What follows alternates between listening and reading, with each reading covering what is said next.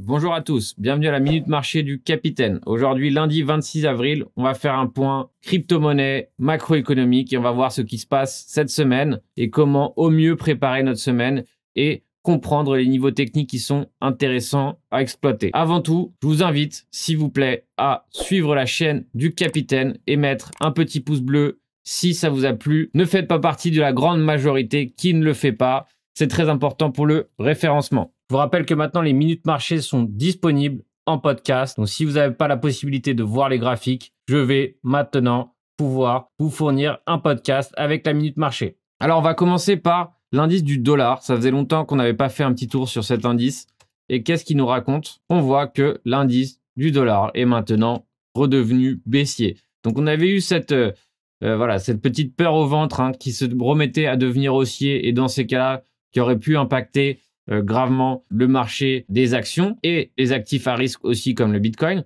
Et on revoit qu'il est actuellement en train d'être à nouveau baissier. Donc ça en daily, en weekly aussi bientôt. Donc pour l'instant, on est sur un pullback weekly, mais qui a de fortes chances finalement de se retrouver sur une tendance baissière weekly. Et dans ces cas-là, on aura quartier libre normalement sur le marché des actions et des crypto-monnaies. Donc ça, c'est très intéressant à constater, de savoir que finalement, en tout cas au niveau de l'indice du dollar, le marché est en risque actuellement. Alors, la semaine dernière, sur le marché traditionnel du SP500, on a eu une chute qui nous a fait peur plusieurs fois. Si vous regardez, on a eu plusieurs mouvements baissiers qui se sont soldés immédiatement par une hausse. Donc pour l'instant, le marché du SP500 est en train de consolider proprement, de façon serrée et de récupérer l'énergie qu'il avait, du coup, qu'il était exténué avant. Le fait que le SP500 est en train de consolider de cette façon, c'est tout à fait sain. Ça prouve que, éventuellement, si on a un prochain mouvement, il sera tout à fait organique. Évidemment, le niveau qu'on surveille, ça serait vraiment franchir les 4111 sur le SP500, nous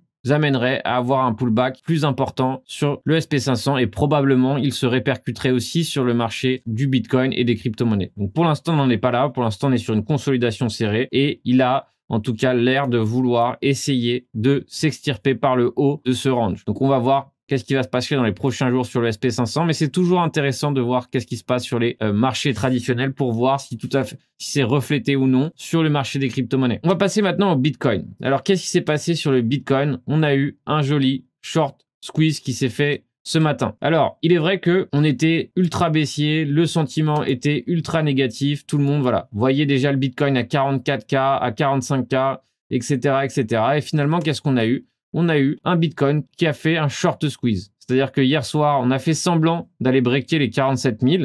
Donc forcément, tous ceux qui ont tradé le breakout ont voulu shorter ce mouvement. Et qu'est-ce qui s'est passé par la suite? Très rapidement, le mouvement a repris une hausse solide et violente. Alors, on va maintenant décortiquer le prix dans toutes les unités de temps importantes. Comme ça va nous permettre d'avoir vraiment, de comprendre globalement où nous en sommes et les niveaux qu'on doit surveiller, pas surveiller, etc.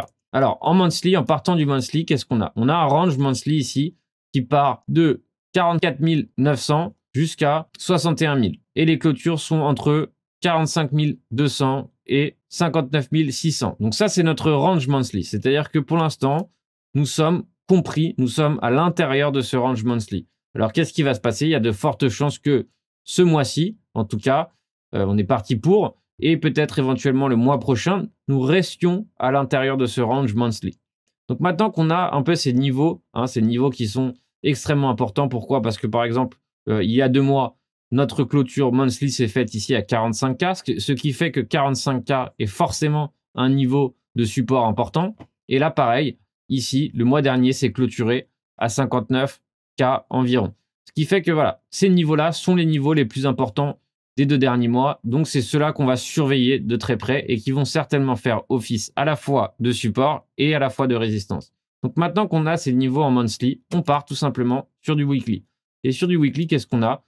On a, par exemple, les niveaux qui m'intéressent le plus, c'est quoi? C'est par exemple la clôture de la semaine dernière. Donc, cette semaine, on a clôturé ici à 49. Donc, forcément, ce niveau va être extrêmement important. Et comme vous pouvez le voir ici, 49, ça correspond à quoi? Ça correspond à un ancien support weekly extrêmement important. Ici, ça a servi de support une fois, ça a servi de résistance ici une fois, et maintenant, ça sert de support. Donc, c'est une zone pivot extrêmement importante.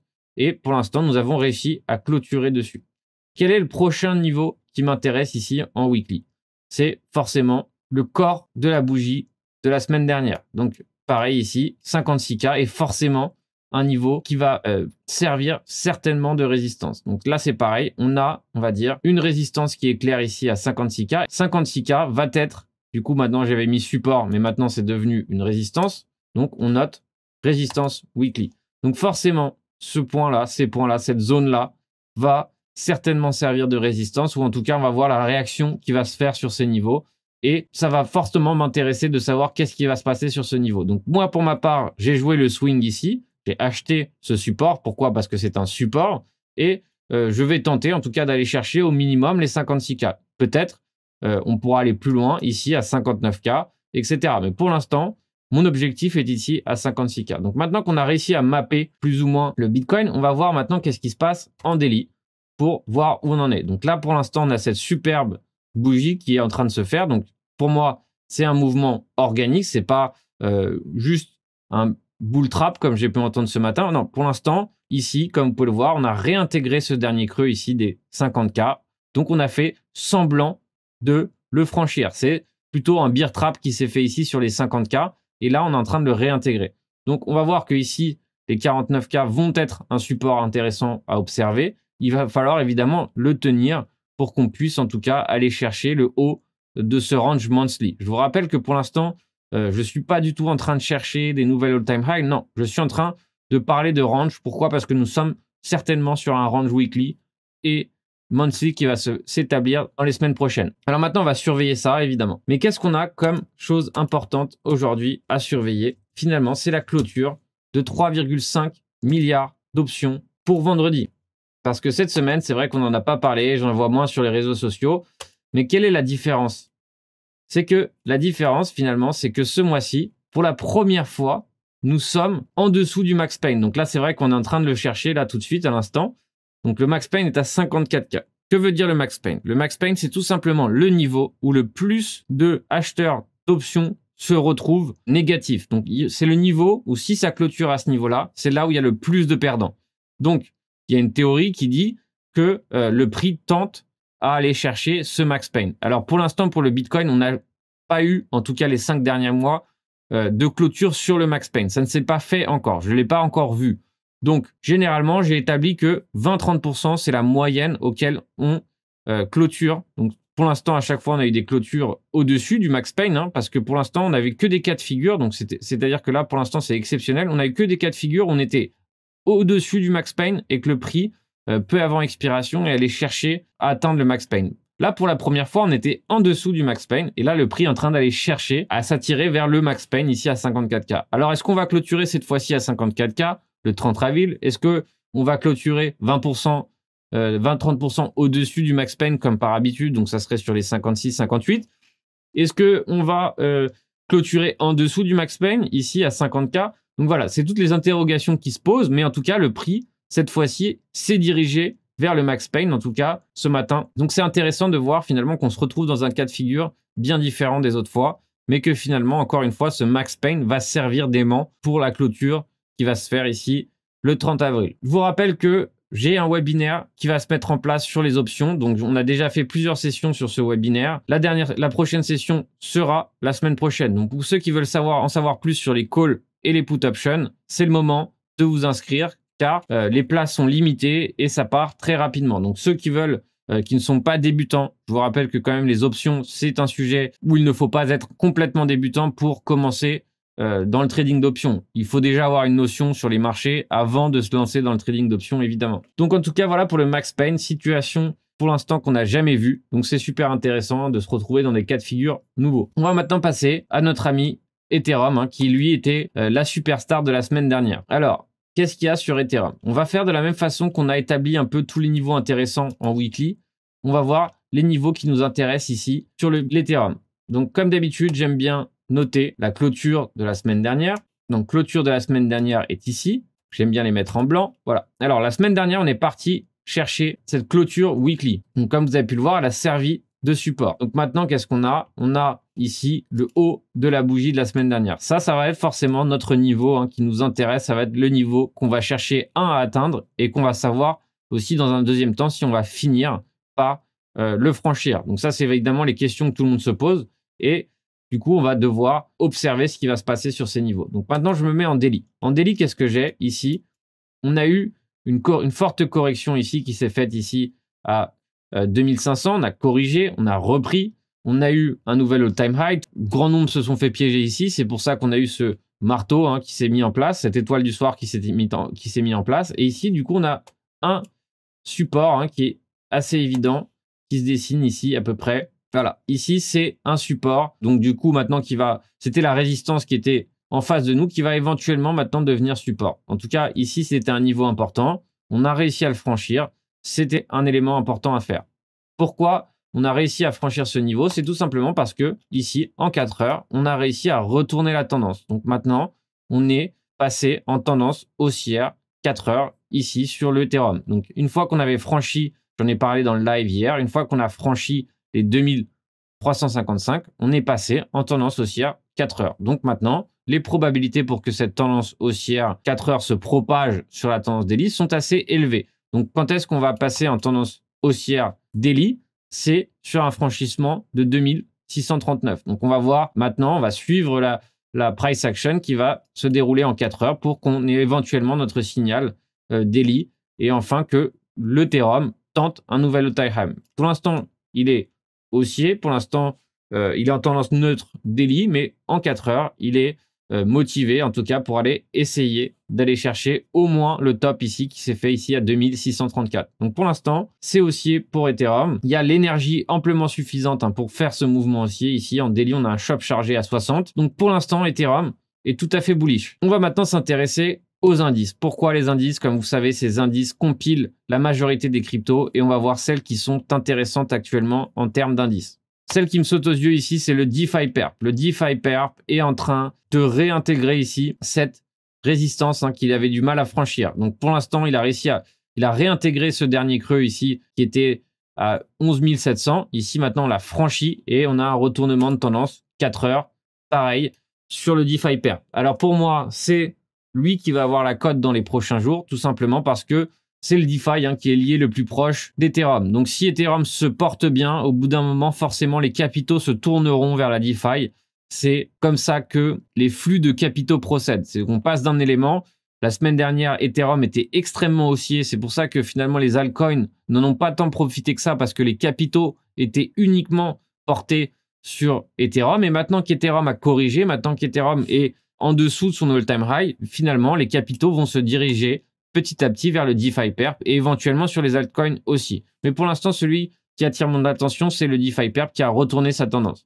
Pour moi, ceux qui ne sont pas placés sur le Perp, le DeFi Perp, un retour sur les 11 800 serait un point d'entrée intéressant pour éventuellement aller chercher ici un nouvel all-time high. Je vous rappelle qu'ici, sur le DeFi Perp, ici, le shop est chargé et nous sommes actuellement à 12 623, l'all-time high est à 14 834, ce qui fait qu'on a amplement l'énergie nécessaire pour aller chercher un nouvel all-time high. Et ici, on a réussi, on est en train d'essayer de franchir, en tout cas en clôture daily, c'est ce qu'on va chercher aujourd'hui, à franchir la résistance des 12 266. Le DeFi Perp est maintenant sur un retournement de tendance haussier 4 heures, ce qui est extrêmement positif pour les coins qui sont relatifs à la DeFi. Le Alperp est un peu dans la même configuration graphique. On a eu une correction assez importante. On a cherché ici les 0,5 de Fibonacci à 4283 sur cet indice.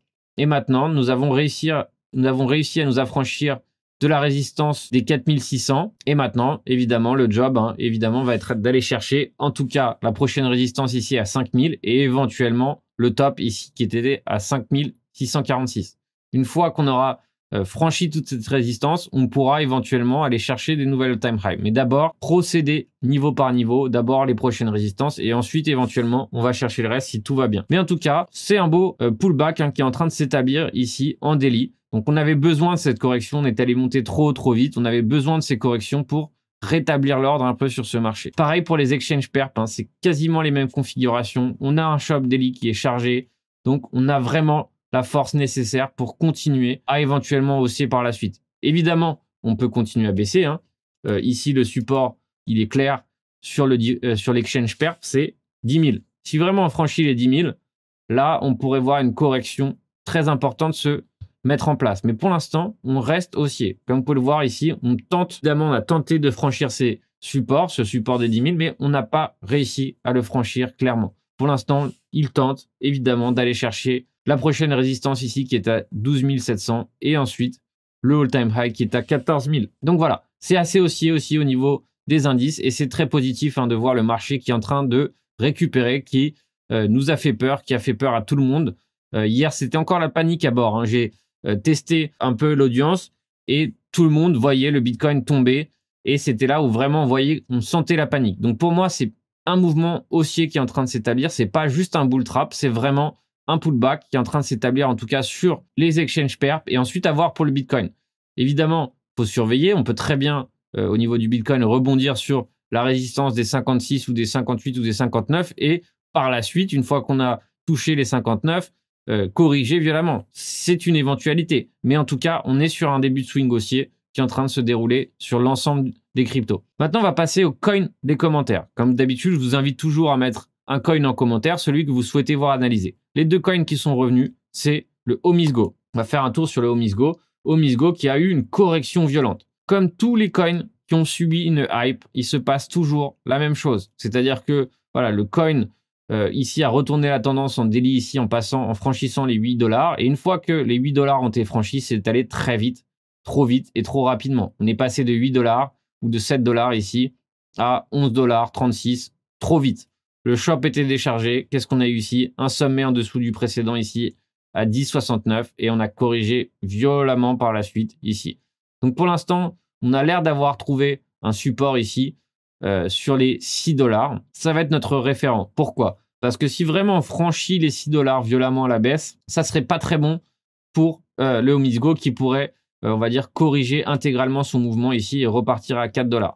Pour l'instant, on a l'air d'avoir trouvé un support, ce qui fait qu'on est sur un point de swing intéressant. On pourrait tester ici les 6 $ comme support pour aller chercher un swing, éventuellement aller chercher ici par exemple les 8-9 $, plutôt les 9 $ ici qui représentent le support qui a servi avant le retournement de tendance violent. Donc ici pour l'instant on est sur un point d'achat intéressant, tout simplement pourquoi? Parce que pour moi le ratio gain-perte ici est intéressant et du coup si moi je gagne plus que ce que je perds, c'est pour moi intéressant. Est-ce que je suis sûr de gagner? Non. En revanche, c'est pris en compte dans ma gestion de risque et si je gagne plus. Donc pour moi, on est sur un niveau intéressant. Le mieux serait d'attendre tout de même un retour ici, un petit pullback sur les 6 $, 6,35 pour éventuellement ici aller chercher voilà, au moins les 8,60. Ça serait l'objectif ici pour Omisgo si le plan se déroule comme il faut. Maintenant, on va voir le deuxième coin qui a été vraiment demandé, c'est le EGLD. On va analyser le EGLD, le e-gold qui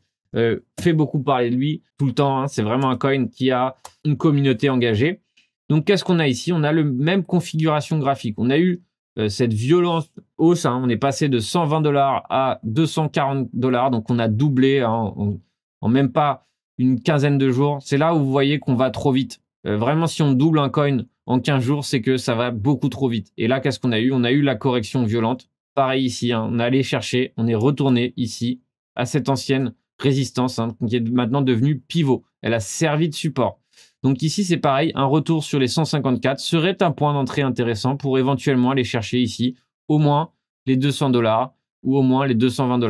Donc pour l'instant, la tendance est baissière. Donc si vous achetez ici, vous êtes toujours en contre-tendance. En revanche, comme le ratio gain-perte est intéressant, on va dire que ici notre invalidation est ici à 115. On peut gagner plus que ce que l'on perd. On reste sur un scénario intéressant. Je préfère acheter ce genre de scénario qu'acheter ici un breakout ou quand tout le monde en parle, quand tout le monde achète, achetez là. C'est mieux, c'est plus intéressant d'acheter ce genre de niveau que le contraire. Et ça, c'est l'expérience qui parle là-dessus. Donc voilà, on est sur peut-être un petit rebond haussier pour le Bitcoin. On est sur éventuellement une continuation haussière sur Ethereum et on voit les indices qui se renforcent. On voit les indices qui sont éventuellement prêts à nous établir un joli swing haussier. Évidemment, tout le contraire peut arriver. Donc, ne pensez pas qu'il y a des choses de sûr sur ce marché. On n'a aucune certitude sur un marché financier. Soyez prêts, gérez votre risque et si vous le faites rigoureusement, normalement, il n'y a pas de souci.